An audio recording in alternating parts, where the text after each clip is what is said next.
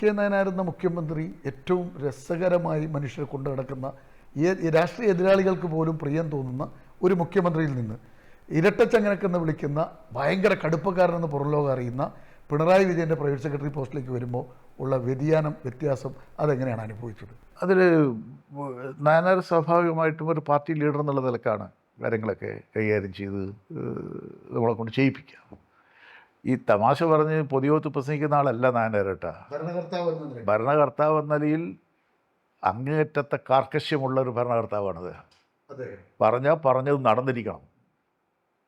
പ്രത്യേകിച്ച് ജനങ്ങൾക്ക് വേണ്ടി ചെയ്യാൻ തീരുമാനിച്ചൊരു കാര്യം ചെയ്തില്ലെങ്കിൽ നായനാർ സഹിക്കുന്ന വിഷയമില്ല. പ്രത്യേകിച്ച് ജനങ്ങളുടെ വിഷയമാണെങ്കിൽ അത് അങ്ങനത്തെ നടന്നിരിക്കണം. അതിൻ്റെ ഒരു കുറേ കൂടി പ്രൊഫഷണൽ രൂപമാണ് പിണറായിയുടെ കൂടെ വർക്ക് ചെയ്യുമ്പോൾ. പിണറായി ഇന്നത്തെ കാര്യം മാത്രമല്ല നോക്കുക, വരും കാലം കൂടി നോക്കിയിട്ട് അത് പ്ലാൻ ചെയ്ത ഇവിടെ നടന്നില്ലെങ്കിൽ നിങ്ങൾ പറഞ്ഞില്ലേ പിണറായിയുടെ കാർക്കശ്യം, ആ കാർക്കശ്യം ആരായാലും അനുഭവിക്കും, ഏത് ഉദ്യോഗസ്ഥരും അനുഭവിക്കും. എന്നാൽ മറിച്ചാണെങ്കിൽ അങ്ങേയറ്റത്തെ സൗമ്യഭാവമുള്ളൊരു മുഖ്യമന്ത്രിയാണ് പിണറായി. നായനാരെ പോലെ തന്നെയാണ്. അല്ല, ഈ പുറത്ത് പറയുന്നത് പോലെ തന്നെ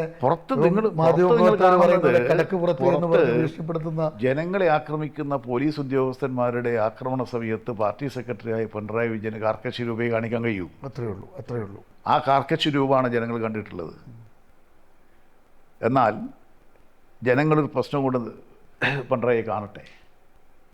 കോവിഡ് വന്നു നാട്ടിൽ, ജനങ്ങളോട് ഇത്രയും സൗമ്യത കാണിച്ച വേറൊരു ഭരണകർത്താവുണ്ടോ?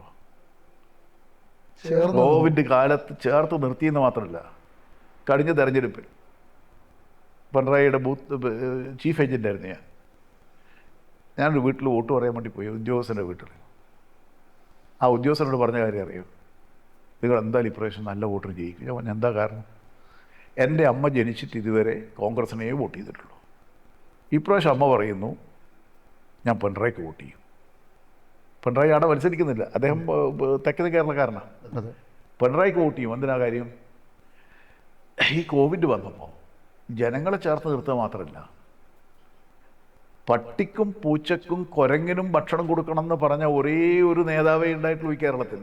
എല്ലാ ജീവജാലങ്ങളെയും ചേർത്ത് പിടിച്ചു.